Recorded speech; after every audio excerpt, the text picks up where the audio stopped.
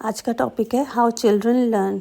इसमें हम देखते हैं कि कौन कौन से मेथड्स हैं जिनके ज़रिए चिल्ड्रन जो है अपने लर्निंग प्रोसेस को और ज़्यादा इन्हांस कर सकते हैं। तो let us start it with imitation. Number 2 is observation. Number 3 trial and error method. Number 4 है पार्टिसिपेशन। नंबर 5 है लर्निंग थ्रू डिस्कवरी। नंबर 5 है problem solving and the last not the least that is learning as meaning making. तो इन सारे topic के बारे में individually हम जो है डिटेल से अब पढ़ेंगे। सबसे पहले हम बात करेंगे इमिटेशन की। इमिटेशन एक्चुअली क्या होता है, जब स्टूडेंट किसी और के बिहेवियर को या फिर उसकी जो आदतें हैं, उसके जो एक्शंस हैं उसको कॉपी करता है तो उसी को इमिटेशन बोलते हैं। हिंदी में इसको नकल करना बोल सकते हैं, बट इसके बहुत सारे प्रॉस और कॉन्स हैं। देखिए, अब हम चलते चलते हर किसी के बिहेवियर को कॉपी नहीं करते हैं। हमको जिसके बिहेवियर या फिर जिसके एक्शंस से हम थोड़ा प्रभावित होते हैं, बस उसी के ही एक्शन और बिहेवियर को हम कॉपी करते हैं। And the same thing happens with the children also. वो भी हर किसी आरे गहरे चलते हुए पर्सन के बिहेवियर को कॉपी नहीं करते हैं, और किसके बिहेवियर को चूज़ करना है नहीं करना है वो भी बच्चों के खुद के एक्शन पे डिपेंड होता है, जिसको वो अपने लिए मॉडल समझते हैं। अब सपोज़ करो छोटे बच्चे हैं, तो अगर उनको साइकिल चलाने का ज़्यादा शौक है तो किसी साइकिलिस्ट के एक्शन को, उसके स्टंट को कॉपी करेंगे। बच्चे बड़े हैं तो बाइकर के स्टंट्स और बाइकर के चलाने के जो तरीके होते हैं उनको जो है कॉपी करते हैं। सिमिलरली अगर गर्ल्स की बात करें तो किसी सिंगर के या फिर किसी डांसर्स के जो स्टेप्स होती हैं उनको कॉपी करते हैं, उनके लाइफस्टाइल को कॉपी करते हैं। तो हर एज ग्रुप में कॉपी करने के जो रोल मॉडल्स होते हैं वो भी चेंज हो सकते हैं। दूसरी चीज़ है बच्चे किसको कॉपी करते हैं। एक्चुअली बच्चे जिसके कांटेक्ट में सबसे ज़्यादा होते हैं उसको कॉपी करते हैं। सबसे पहले बिगिन करें तो पेरेंट्स के कांटेक्ट में, फिर सोसाइटी के कांटेक्ट में, फिर जब स्कूल में आते हैं तो अपने फ्रेंड्स के, टीचर्स के कांटेक्ट में। तो जो उसके बहुत इमीडिएटली उसके कांटेक्ट में रहते हैं बच्चे, उनके जो है बिहेवियर को कॉपी करने की कोशिश करते हैं। इसके अलावा बच्चे जो है कुछ और कांटेक्ट जो उसके डायरेक्ट कांटेक्ट में तो नहीं हैं, बट जिनको वो देख के भी उनको कॉपी करता है, तो उनको भी अपने रोल मॉडल बना लेते हैं। जैसे मैथोलॉजिकल कैरेक्टर, अगर उसने हिस्ट्री पढ़ी है या फिर वो सोशल साइंस पढ़ रहा है, या उसके ग्रैंड पेरेंट्स उसको रात को सोते समय कोई स्टोरी सुनाते हैं, या उसके पेरेंट्स उनको अपना कोई एक्सपीरियंस बताते हैं, तो ऐसे रोल मॉडल्स को के एक्शंस को, उनके बिहेवियर को, उनके लाइफ हिस्ट्री को भी बच्चे कॉपी करने की कोशिश करते हैं। जैसे अगर हम बात करें सम्राट अशोक, शिवाजी, अकबर, गांधी जी, नेहरू, मदर टेरेसा, और ऐसे मॉडल्स जो होते हैं इनको सिंबॉलिक मॉडल्स बोलते हैं। लिए हमको कौन कौन से जो हैं बच्चों को फीडबैक देने चाहिए वो है, सबसे पहले हमको डायरेक्ट प्रेज और इंसेंटिव देना चाहिए, सो दैट बच्चे अच्छी और पॉजिटिव चीज़ों को कॉपी कर पाएँ। अगर हम ये बताएं बच्चों को कि आप बहुत अच्छा गाना गाती हो, बिल्कुल लता मंगेशकर के जैसे, तो बच्चा जो है और ज़्यादा मोटिवेट होता है और वो उस सिंगर के अच्छे एक्शंस को, उसके अच्छे हुनर को कॉपी करने की कोशिश करता है। या कोई बच्चा गिटार प्ले करना सीखता है तो हम उसको बोलते हैं आप भी बहुत अच्छा गिटार बजा रहे हैं। तो इस प्रकार के जो पॉजिटिव डायरेक्ट प्रेज होते हैं, या फिर इनको इंसेंटिव भी बोल सकते हैं, बच्चे के लिए इनाम के तौर पे इनको हम मान सकते हैं, तो इससे भी बच्चे इनकरेज होते हैं पॉजिटिव इमिटेशन करने के लिए। नेक्स्ट है सेटिस्फाइंग कॉन्सिक्वेंसेस। अगर बच्चे के जो कॉन्सिक्वेंसेस हैं, बच्चे की जो नीड है वो सेटिस्फाई हो रही है, तब भी बच्चा उस एक्टिविटी को कॉपी करने की कोशिश करता है। अगर बच्चा अपनी माँ को बार बार मिल्क दूध बोलता है और उसकी माँ जो है उसकी मिल्क की नीड को सेटिस्फाई करती है, तो बच्चा उसी वर्ड को रिपीट कर करके जो है अपनी माँ से दूध की डिमांड को कंप्लीट करता है। नेक्स्ट है विकेरियस रीइंफोर्समेंट। इसमें कोई रोल मॉडल नहीं होता है, कोई आइडल नहीं होता है। बच्चे क्या करते हैं, कुछ लोगों के लाइफस्टाइल को, उनके स्टाइल को, उनके चलने के तरीके को, या फिर वो कौन से ब्रांड यूज़ करते हैं उनको कॉपी करते हैं। तो इस प्रकार के इमिटेशन को हम लोग विकेरियस इमिटेशन बोलते हैं। नेक्स्ट हमारे पास है इफ़ेक्ट्स ऑफ इमिटेशन। इमिटेशंस के क्या क्या इफ़ेक्ट्स होते हैं। नंबर 1 है द मॉडलिंग इफ़ेक्ट। इसमें क्या होता है, इसमें बच्चा किसी को अपना रोल मॉडल बनाता है और उसी के बिहेवियर को जब कॉपी करता है तो इस प्रकार के इफ़ेक्ट को हम मॉडलिंग इफ़ेक्ट बोलते हैं। नंबर 2 है इनहिबिटरी इफ़ेक्ट, इसको हिंदी में हम अवरोधक इफ़ेक्ट भी बोल सकते हैं। इस प्रकार के इफ़ेक्ट में बच्चा देखता है जो उसका रोल मॉडल है उसके बिहेवियर के कारण उसको गवर्नमेंट की तरफ से, पुलिस की तरफ से, सोसाइटी की तरफ से कुछ पनिशमेंट मिल रहा है या फिर उसका कुछ उसके लाइफ के ऊपर नेगेटिव इफ़ेक्ट हो रहा है, तो बच्चा चाहेगा कि वो उसके ऐसे बिहेवियर को दोहराए ना। तो इस प्रकार के इफ़ेक्ट को we call it inhibitory effect. Next है द एलिसिटिंग इफ़ेक्ट, इसका मतलब होता है उत्तेजना वाले इफ़ेक्ट। सपोज करो मैं रास्ते में जा रही हूँ, मुझे देख के किसी ने हूट किया, तो जो है उसके रिस्पॉन्स में मैंने भी उसको देख के हूट किया। ये मेरी इच्छा नहीं थी, बट जो है अचानक से जो उत्तेजना मेरे अंदर पैदा हुई, उस उत्तेजना के आवेश में आके मैंने जो है अपना रिस्पॉन्स यानी इमिटेट किया उसको एज इट इज़। तो इस टाइप के जो इमिटेशन है इसको हम एलिसिटिंग इफ़ेक्ट बोलते हैं। इसका एग्जांपल आपको स्टेडियम में देखने को मिलेगा। जब स्पोर्ट्स इवेंट हो रहे हैं तो किसी के चौके छक्के पे अगर पूरा जो क्राउड होता है वो ताली बजाता है, तो आप भी चाहो ना चाहो जो है अचानक से जो है उत्तेजना के विवश में आके आप भी उनके जैसे क्राउड के जैसे ताली बजाने लग जाते हैं। या फिर किसी का शॉट आपको पसंद नहीं आता है और क्राउड उसको हूटिंग करता है या फिर उसका जो है मोरल डाउन करता है, तो आप भी अचानक से जो है उत्तेजना के आवेश में आके सेम चीज़ क्राउड के जैसे ही आप अपना रिस्पॉन्स फॉलो करते हो। कभी कभी ऐसा भी होता है कि आप नहीं चाहते हो वैसा, बट जो है आउट ऑफ एक्साइटमेंट वो सारे इमिटेशन आपसे निकल जाते हैं। तो इस टाइप के इमिटेशन को हम लोग एलिसिटिंग इफ़ेक्ट बोलते हैं। नाउ नेक्स्ट है कि एज अ टीचर हम अपने स्टूडेंट के अंदर पॉजिटिव जो इमिटेशन आए, जो भी उसके इमिटेशन हो वो उसके लाइफ के लिए अच्छे हो, ये सब चीज़ें आए, इसके लिए एज अ टीचर किसको क्या करना चाहिए। नंबर 1 तो जो है टीचर को खुद अपने बच्चों के लिए रोल मॉडल बनना चाहिए।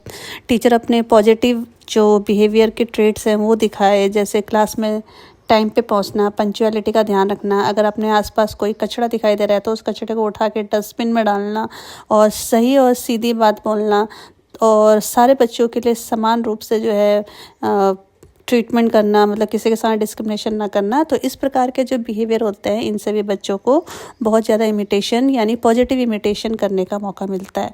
और जब टीचर हिस्ट्री, सोशल साइंस या लिटरेचर वाले सब्जेक्ट पढ़ा रहा हो तो उसमें ऐसे महान जो हमारे देश के नेता लोग हुए हैं या फिर जितने भी राजा लोग हुए हैं उनके पर्सनालिटी के ऐसे पहलू बताए जाएँ जो बच्चों को इंस्पायर कर सके और जो उनको अपनी लाइफ में आगे बढ़ने में मदद कर सके। बच्चे जब पॉजिटिव बिहेवियर को इमिटेट करते हैं तो टीचर उनको तुरंत फीडबैक दे, उनकी प्रशंसा करे पूरे क्लासेस के सामने। बच्चे क्या होंगे, इससे मोटिवेट होंगे और ज़्यादा पॉजिटिव बिहेवियर को इमिटेट करने की कोशिश करेंगे। नेक्स्ट जो प्रोसेस है वो है ऑब्जर्वेशन। ऑब्जर्वेशन का मतलब बच्चा जब किसी के बिहेवियर को बहुत ध्यान से देखता है तो उसको ऑब्जर्वेशन करना यानी अवलोकन विधि जो बोली जा सकती है, इसको ये बोला जाता है। ऑब्जर्वेशन प्रोसेस को हम बाकी नामों से भी जानते हैं, इसको विकैरियस लर्निंग भी बोलते हैं, इसको सोशल लर्निंग भी बोलते हैं और उसको मॉडलिंग भी बोलते हैं। बट एक चीज़ ध्यान देने लायक यहाँ पर ये है कि ऑब्जर्वेशन और इमिटेशन दोनों अलग अलग चीज़ें हैं। इमिटेशन में क्या होता है, बच्चा अगले के एक्शन को हूबहू कॉपी करने की कोशिश करता है, वेयर ऑब्जर्वेशन में बच्चा अच्छे से देखता है कि उसके कौन से बिहेवियर को मुझे कॉपी करना चाहिए या नहीं करना चाहिए। वो उसके बिहेवियर को लर्न करता है, उसको अपने माइंड में रखता है और आने वाले टाइम पे जब कभी उसको ज़रूरत होती है उस बिहेवियर को वो अपने अंदर इनकलकेट करता है। इसी को हम ऑब्जर्वेशन बोलते हैं। ऑब्जर्वेशनल लर्निंग के लिए 4 जो प्रोसेस हैं वो बच्चों के हैबिट में इन्वॉल्व होती हैं। तो सबसे पहले जो प्रोसेस है वो अटेंशन प्रोसेस।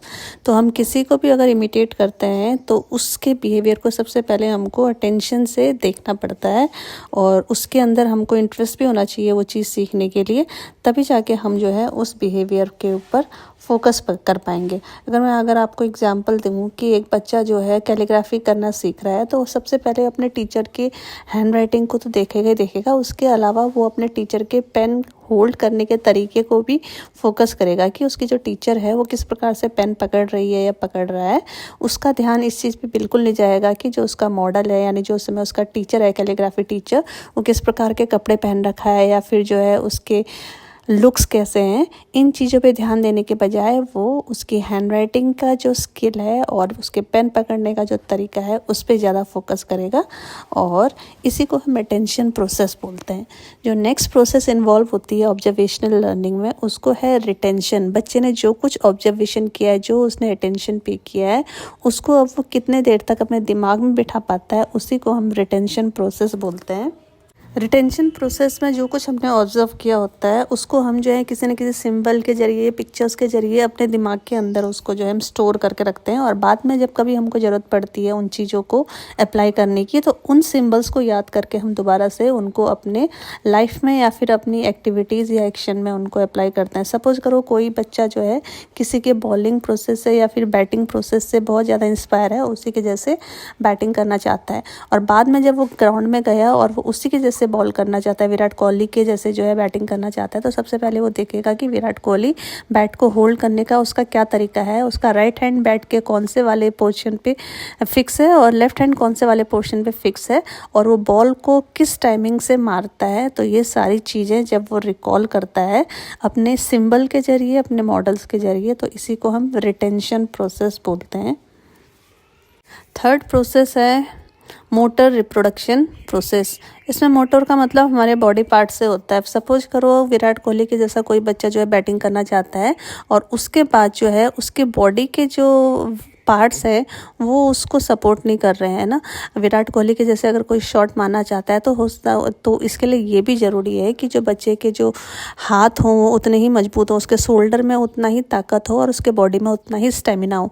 एक कमज़ोर से बच्चे को, एक कमज़ोर से प्लेयर को, एक कमज़ोर से खिलाड़ी को अगर हम ये एक्सपेक्ट करते हैं कि उसने वो सारे प्रोसेस लर्न कर रखे हैं जिस हिसाब से विराट कोहली बैटिंग करता है, बट उस बॉडी का, उस बच्चे की जो बॉडी है वो उसका साथ नहीं दे रही है, उसकी बॉडी की वीकनेस उसका साथ नहीं दे रही है, तो हम ये कभी उम्मीद नहीं कर सकते कि जो कुछ उसने लर्न किया है, जो कुछ उसने रिटेंशन किया है, जो कुछ उसने अटेंशन किया है, वो सारी चीज़ें वो परफॉर्म कर पाएगा। लास्ट प्रोसेस है मोटिवेशनल प्रोसेस।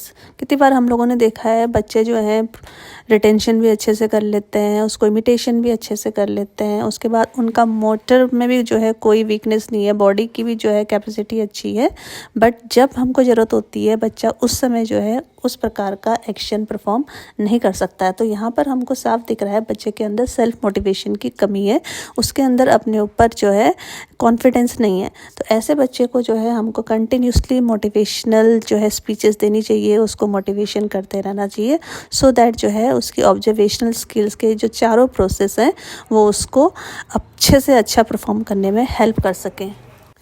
नेक्स्ट हमारे पास है ट्रायल एंड एरर मेथड। इस ट्रायल एंड एरर मेथड के जरिए बच्चे बहुत जल्दी सीखते हैं। सपोज करो कोई बच्चा साइकिल चलाना सीख रहा है और उसको पहली बार ही हमने साइकिल दे दी है, उसी के साइज़ की भी अगर हमने साइकिल दे दी है और एक बार में गिर गया है, उसके बाद बच्चा रोया और जो है हम लोगों ने उसको दोबारा साइकिल चलाने के लिए आगे या फिर बाहर नहीं भेजा, तो बच्चा इस प्रकार से सीख नहीं पाता है। तो बच्चे को आप जो है इंडिपेंडेंटली छोड़ दो, बच्चा बार बार जो है साइकिल से गिरेगा, चोट लगे ना लगे वो अलग बात है, बट जो है उसको एक दिन में, एक बार में साइकिल चलानी नहीं आ सकती है। वो बार बार मिस्टेक्स करेगा और नेक्स्ट टाइम पे जब वो साइकिल चलाता है तो लास्ट टाइम पे जो उसने मिस्टेक की होती है उस मिस्टेक को वो रिपीट नहीं करता है।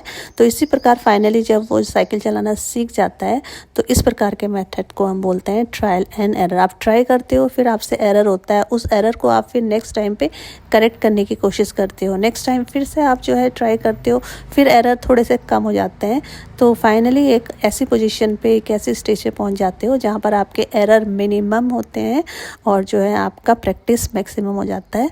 तब इस प्रकार के मेथड को हम ट्रायल एंड एरर मेथड बोलते हैं। और इस थ्योरी को जो है वो डेवलप करने का क्रेडिट जाता है एक अमेरिकन साइकोलॉजिस्ट E.L. थॉर्नडाइक को, जिन्होंने 1913 में कुछ एक्सपेरिमेंट्स के जरिए ट्रायल एंड एरर मेथड को इन्वेंट किया था।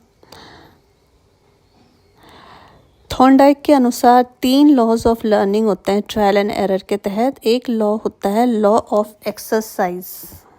इसमें नंबर 1 लॉ है लॉ ऑफ एक्सरसाइज। इसके according repetition of the activities, अगर स्टूडेंट जो है बार बार अपनी एक्टिविटीज़ को रिपीट करता है तो वो उस एक्टिविटी को ज़्यादा देर तक और ज़्यादा लंबे पीरियड तक रिटेन कर सकता है। हम किसी भी चीज़ को अगर अभ्यास करते हैं तो ऑब्वियस है हम उस गतिविधि को बहुत लंबे समय तक अपने दिमाग में रिटेन कर पाएंगे।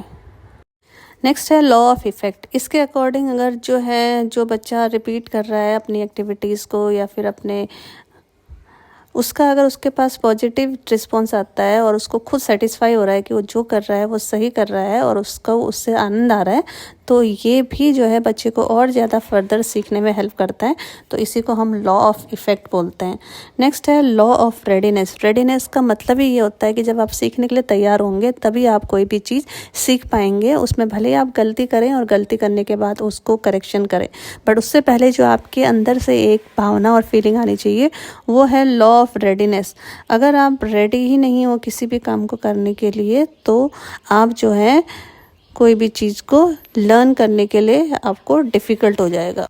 Next process is of participation and doing. Children will learn more better when they will do it by themselves. So this is very important for in the classroom condition and also that students should be involved in some activities. If it is not possible to involve lot many students all together, so we can break the activities or we can break the groups into smaller group where the participation of each and every children will be managed. And participation का मतलब ये भी होता है कि ये बच्चों को रियल लाइफ एक्सपीरियंसेस देता है सो दैट वो अपने लाइफ के जो रियल प्रॉब्लम्स हैं उनको सॉल्व करने में कुछ अपने पहले से सीखे हुए जो नॉलेज है उसको अप्लाई कर सके और ऑन द स्पॉट जो है अगर वो नॉलेज काम नहीं कर पा रही है तो उसमें कुछ मैनिपुलेशन भी कर सकते हैं। ये जो पार्टिसिपेशन एंड डूइंग वाली एक्टिविटीज़ है ये सबसे ज़्यादा बच्चों के लिए बेनिफिशियल होती हैं। इससे बच्चों के अंदर क्या क्या चीज़ें प्रमोट होती है आइए वो भी हम जान लेते हैं। बच्चे जो हैं एक एक्टिव और मीनिंगफुल लर्निंग को सीख पाने में एबल होते हैं। बच्चे अपने एक्सपीरियंसेस अपने पेयर ग्रुप के साथ शेयर करते हैं जिसके थ्रू कभी कभी जब सॉल्यूशन नहीं निकल रहा है तो एक दूसरे के एक्सपीरियंसेस से भी सॉल्यूशन निकल जाता है। जब हम एक दूसरे की हेल्प लेते हैं तो इससे हमारा जो टास्क होता है वो समय से पहले कंप्लीट होने में हेल्प मिलती है। जब हम कोई एक्टिविटी साथ में मिल के करते हैं तो उसके बारे में हम बहुत सारी चीज़ें सर्च करते हैं, फिर हम आपस में एक दूसरे से डिबेट करते हैं और फाइनली जो है एक बहुत इनोवेटिव तरीके पे जो है आउटकम लेके आते हैं जिससे हमारी प्रॉब्लम्स सॉल्व हो जाती हैं। और जब हम एक्टिविटीज़ में पार्टिसिपेट करते हैं तो हम अपने सोशल जो इनइक्वालिटीज़ हैं उनको भूल जाते हैं, सोशल डिफरेंसेस को भूल जाते हैं और जिससे हमारे अंदर ज़्यादा सेल्फ कॉन्फिडेंस, सेल्फ स्टीम्स और दूसरों के सामने अपनी बात रखने का, दूसरों से अपने क्वेश्चन पूछने की हिम्मत डेवलप हो पाती है। क्लासरूम के अंदर टीचर को जब भी पार्टिसिपेशन वाली एक्टिविटीज़ करानी पड़ती है तो उसके लिए टीचर को फॉलोइंग पॉइंट्स जो है he should keep in the mind. Actually जो पार्टिसिपेशन का गोल होता है वो ये होता है कि हर स्टूडेंट पार्टिसिपेट कर सके। किसी का पार्टिसिपेशन का रेट ज़्यादा, किसी का पार्टिसिपेशन का रेट कम हो सकता है, बट एक्चुअली एक एटलीस्ट ऐसा एनवायरनमेंट तो क्रिएट हो जाता है जिसमें बच्चे कुछ ना कुछ नया चीज़ सीखते हैं, कुछ एक्सप्लोर करते हैं और उस टॉपिक के डेप्थ तक जाते हैं और अपने अपने पॉइंट रखने की उनके अंदर हिम्मत आ पाती है। क्लासरूम के अंदर बहुत सारे अलग अलग टाइप के बच्चे होते हैं। कुछ बच्चे बहुत कम बोलते हैं, कुछ बच्चे बहुत ज़्यादा एक्सट्रोवर्ट होते हैं, कुछ बच्चे अपने आइडियाज़ को दूसरों के ऊपर डोमिनेट करते हैं। तो इस प्रकार के सारे बच्चों को जब हम ग्रुप टास्क देते हैं तो बहुत सारे बच्चे अपने आप ही वॉलंटियर होकर आगे आते हैं और तो ऐसे कंडीशन में टीचर का बहुत इंपॉर्टेंट रोल हो जाता है कि ऐसे बच्चे जो आइडल हैं, ऐसे बच्चे जो पार्टिसिपेट नहीं कर रहे हैं, जो शाय हैं, इंट्रोवर्ट है, उनको भी बेस देना, उनको भी जो है आगे आने के लिए मोटिवेट करना और बाकी बच्चों से उनके भी व्यू पॉइंट्स को सुनने के लिए बोलना। नेक्स्ट हमारे पास है लर्निंग थ्रू डिस्कवरी और इंक्वायरी। इसके अकॉर्डिंग क्या होता है, डिस्कवरी लर्निंग तब टेक प्लेस करती है जब हमारे पास कोई प्रॉब्लम सॉल्विंग सिचुएशन आती है, जब स्टूडेंट अपने प्रीवियस नॉलेज को, प्रीवियस एक्सपीरियंसेस को करंट सिनारियो में अप्लाई करता है। इस मेथड में इंस्ट्रक्शन दिए जाते हैं जिसमें स्टूडेंट जो है अपने एनवायरनमेंट को एक्सप्लोर करता है और चीज़ों को मैनिपुलेट करता है और एक्सपेरिमेंट करके चीज़ों का सॉल्यूशन निकालता है।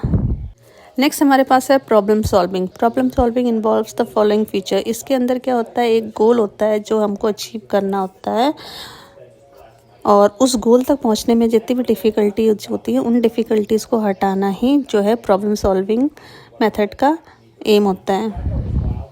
प्रॉब्लम सॉल्विंग के लिए कुछ स्टेप्स होते हैं, उन स्टेप्स को फॉलो करना ज़रूरी होता है। सबसे पहले तो जो है हमको प्रॉब्लम को आइडेंटिफाई करना होता है कि एक्चुअली जो प्रॉब्लम है वो किस कारण से हो रखी है और प्रॉब्लम है क्या। उसके बाद हमको जो है प्रॉब्लम के ऊपर एनालाइज करना पड़ता है कि एक्चुअली ये प्रॉब्लम की जो है जो आउटकम हो सकता है, या उसके बाद हमको वेरियस कंसेप्ट डेवलप करने पड़ते हैं कि किस कंसेप्ट के थ्रू हमने जो है आगे जाके इस प्रॉब्लम को रिमूव करना है। फिर फाइनली जो है हमको फॉर्मुलेटिंग हाइपोथेसिस, मतलब जो है एक पॉसिबल सिचुएशन या सॉल्यूशन फॉर्मुलेट करनी पड़ती है जिससे हमारी प्रॉब्लम सॉल्व हो जाए।